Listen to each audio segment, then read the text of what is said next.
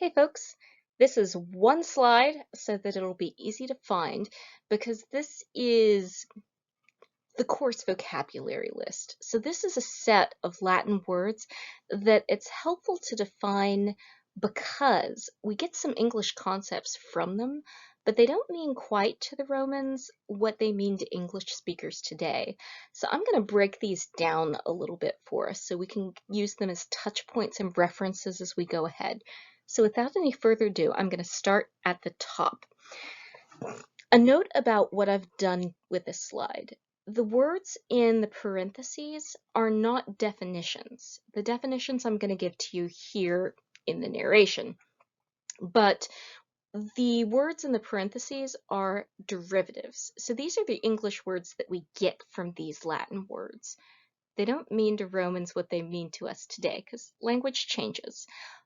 But it's important to see the end product of these Roman concepts because they're concepts that we still use to think with today. So here we go. At the top, Imperium. This one will likely sound familiar to you, and you'll probably think first of empire, since we're in a Roman world course, right? The Roman Empire is iconic. It's one of the empires you're most likely to have heard of. But the word imperium in Latin doesn't mean empire. Empire in English means a situation in which one country has taken over and is governing other subordinate nations or countries.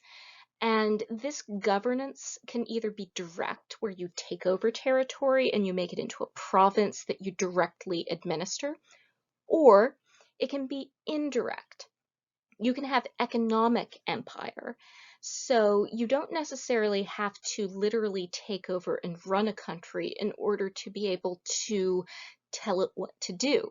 You can use economic influence and sanctions. You can use your superior military force as a threat to force compliance out of other countries.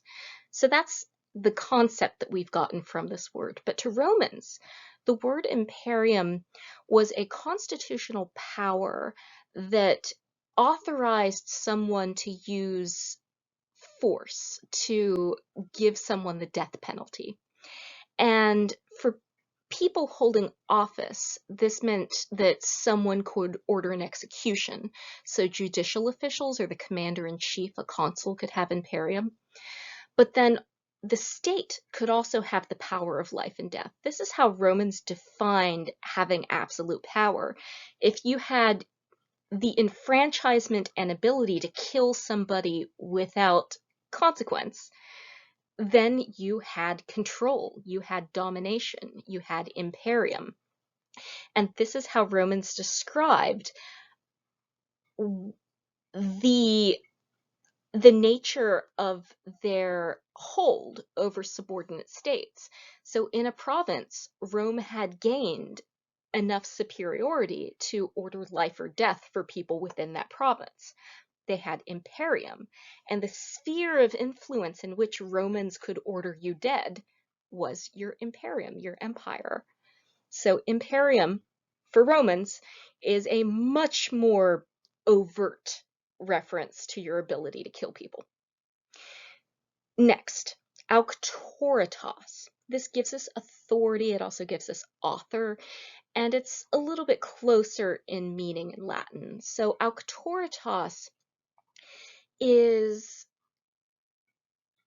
having influence to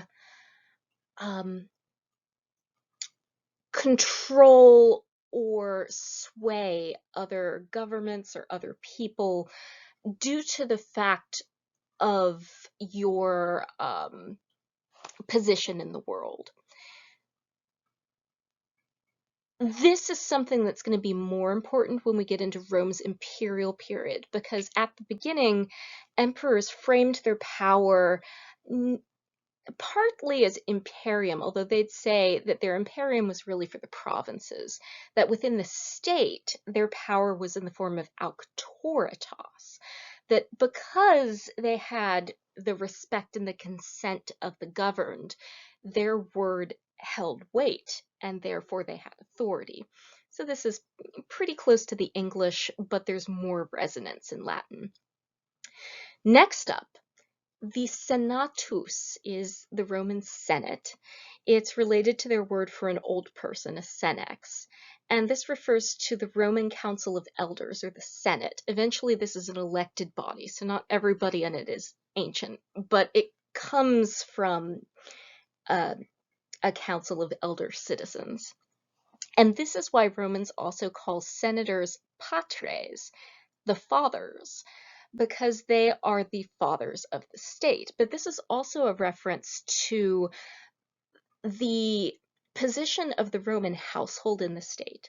So the Roman household is the smallest unit of the state. And within a household, the oldest male has absolute authority over that unit of the government, his family. And this power within the household is framed as Imperium, the power of life and death. One of your constitutional rights as a male head of household is that you can order the death of your children. Although really, a caring father is supposed to do it himself. Oof. We'll unpack that one a little bit later. But this is the word that gives us patriarchy, as well as paternal comes from this root. So it doesn't just mean your dad for Romans. This refers to a head of household who's also the first point of contact between your household and the state. So this is your oldest voting person, and this is also a person who has a lot of direct power over people in his unit.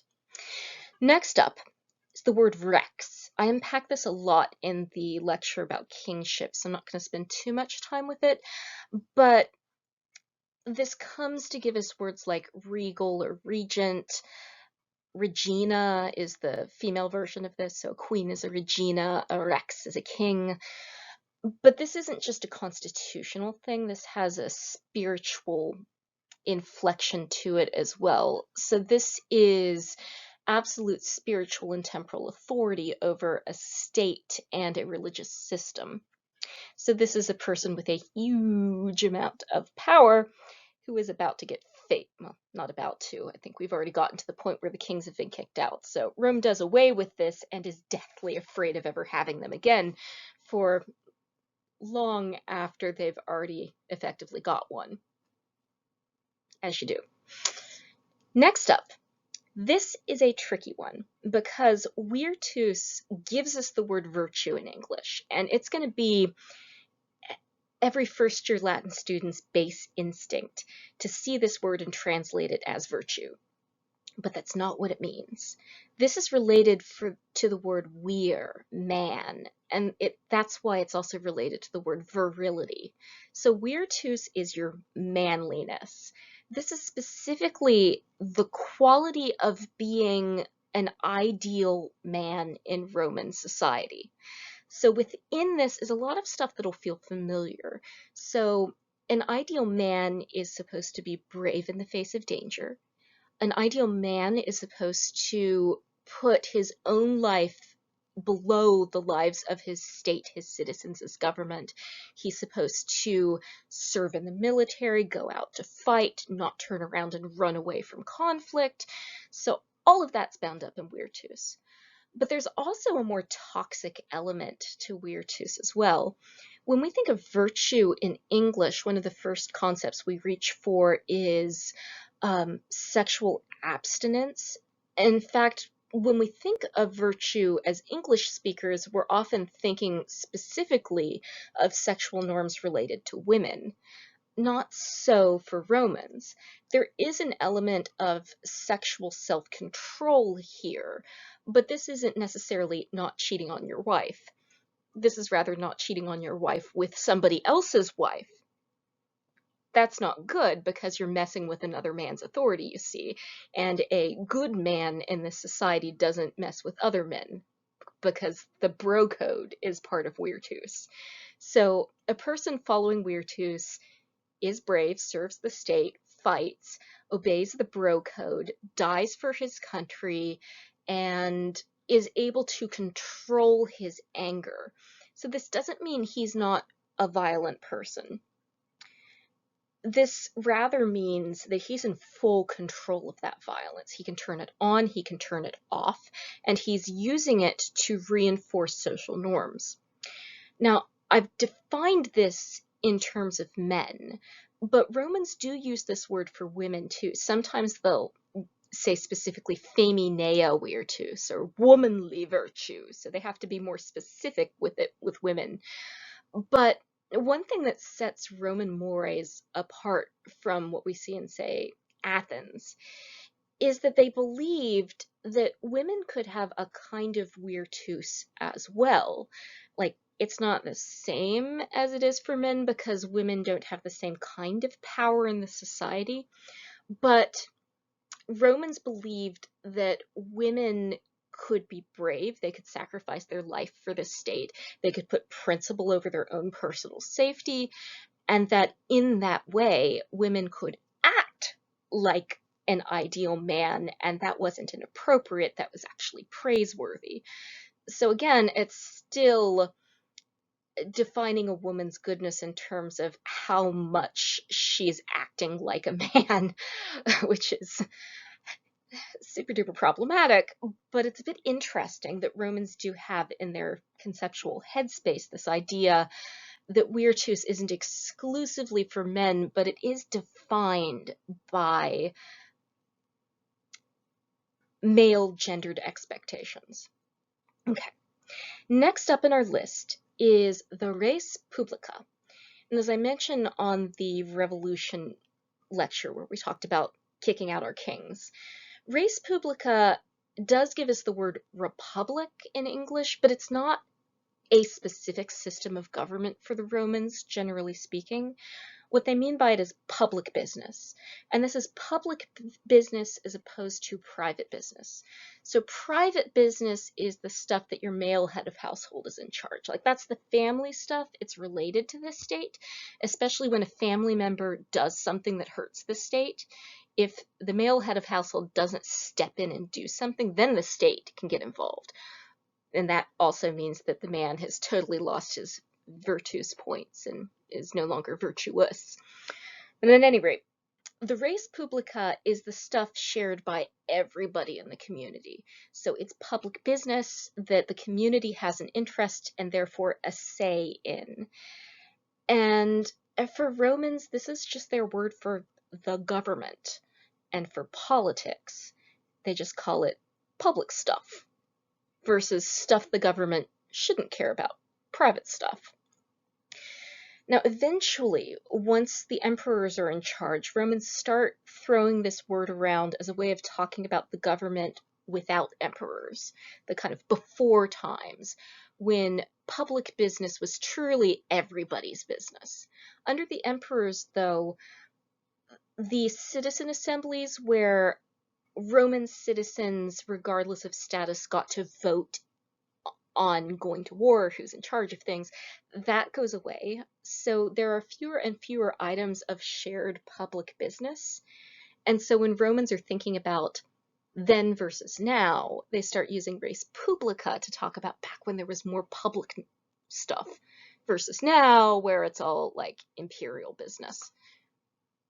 At any rate, when you hear the word republic in the sense of Romans, it's important to keep this word in the back of your head. Otherwise, you'll start to become a little confused by moments like when the Emperor Augustus says, "Oh, I restored the Republic. I didn't make myself emperor." Or, I mean, he did. But he'll say with a straight face, "Oh, I gave the government back to the people. I fixed it. I gave back the Republic." And we'll be like, obviously you didn't because you're the Emperor Augustus. But Augustus would be like, "Oh, no, the government was broken and I fixed it. I fixed the res publica." So in a sense, he's right, if you remember that res publica is the word for government. At any rate. I mentioned the male head of household. He's got a name, the pater familias, which is a combination of the word father, pater, and familias, family. So the pater familias is the male head of household. And this is the tyrant of his own home, the king of the castle, as it were. And this is also a space of privilege that Roman law goes to great lengths to preserve, even at the expense of public order. Because one of your inalienable rights as a Roman citizen dude is the right to kill your kids if they step out of line. More about that later. There are terms and conditions. It's not like as horrible as it sounds. It's horrible though. It's pretty bad. So next up, familia. I've thrown the word family around a lot, right? And household. And in some ways I like household for familia better than family, because family will give you the wrong impression.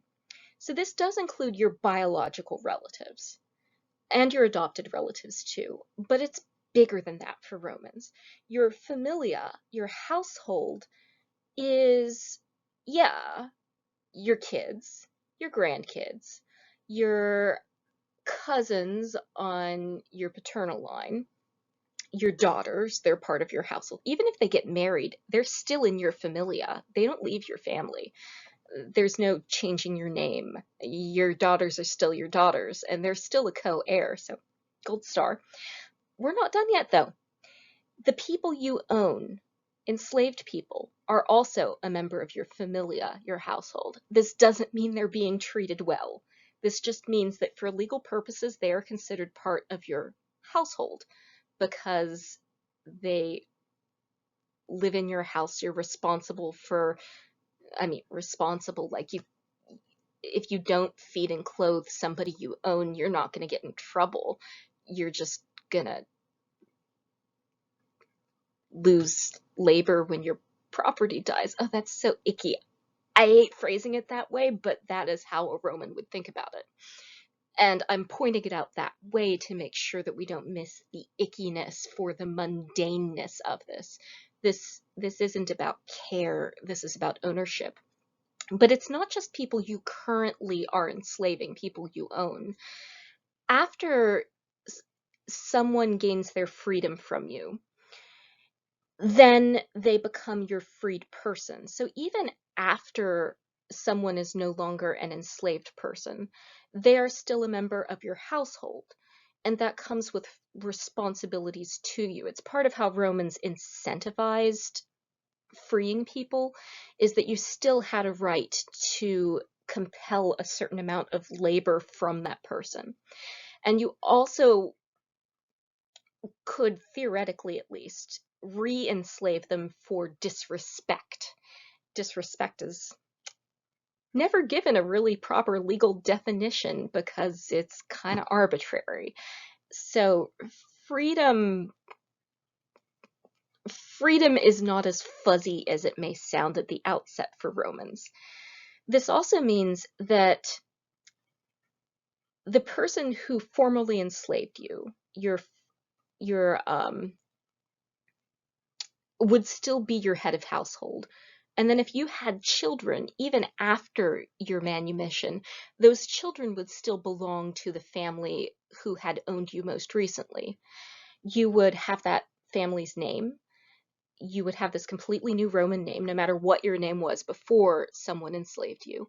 So you would walk around with that family name, with obligations to that family. You could theoretically ask them to support you as part of a social safety net, but again, you didn't have a lot of recourse to compel them to do that for you. They could just say, oh, they're ungrateful, I'm not going to help them. So this is a pretty one-sided arrangement here. But keep in mind, when Romans say familia, they're not just talking about biological nuclear families.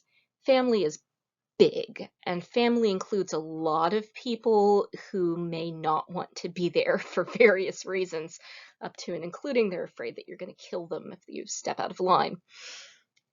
Next up, Pietas. We talked about this with Aeneas. So Pietas is this three-part duty to gods, your country, and your family, all of them at the same time in no particular order. This, for English speakers, is mostly about religious piety. Sometimes you'll hear people say filial piety, which is taking care of your parents, respecting your parents. But for the most part, when we say piety in English, we're talking about your relationship to your religious obligations. For Romans, much bigger than that. And piety is a bad translation of this word. There isn't an English word for this, I don't think. Uh, we use patriotism to talk about our country versus piety to talk about our gods, maybe loyalty with family or filial piety. We don't have an all-in-one term for this. Romans do. And they don't consider these three distinct areas of responsibility either. Because keep in mind, your family is part of the state. So honoring your family is honoring the state. And the state is not separate from the gods. The gods sponsor and oversee and communicate with the state and with the family, right? The gods live in your house too. So the gods are your family. And the gods are your state.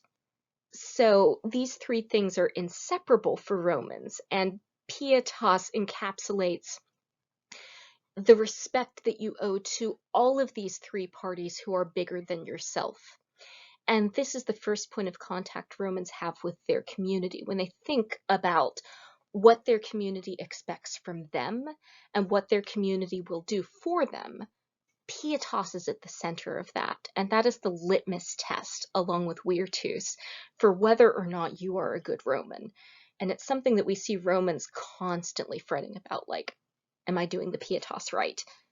Either that, or Romans are like, screw Pietas. Pietas is a made-up nonsense concept, and I'm not doing it anymore. It's toxic. And that's great, because people have very complicated relationships with norms, don't they? I mean, I have complicated relationships with my norms. I feel a certain way about my relationship with the divine and the country, and there's a constant tension and push and pull. So too with Romans. The final one. This is the thing that Romans love to hate. Luxuria. So we get luxury from this, and it does kind of mean that. But Luxuria isn't just about nice stuff for Romans. Luxuria is anything that you don't need to survive that makes life more pleasant, but also possibly too pleasant. So Romans, like a lot of Mediterranean peoples, have this idea that with increasing wealth comes increasing entitledness, and also what they would frame as softness. So the idea that Luxuria is the enemy of Pietas and Virtus is real. That is, because you want to be comfortable, because you want to have nice things and comfy clothes and fancy food, you will behave in a way that is unsustainable on a community level. Luxuria causes you to take more than you need at the expense of other people.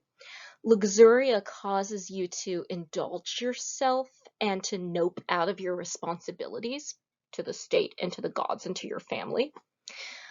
Luxuria convinces you to ignore your responsibilities so you can do stuff you want to do. However, Luxuria is nice. It's great to feel comfortable. It's nice not to always be worried whether you're going to be dead tomorrow. Luxuria is also an important part of ancient economies, and it's something that Romans have this really dysfunctional relationship with.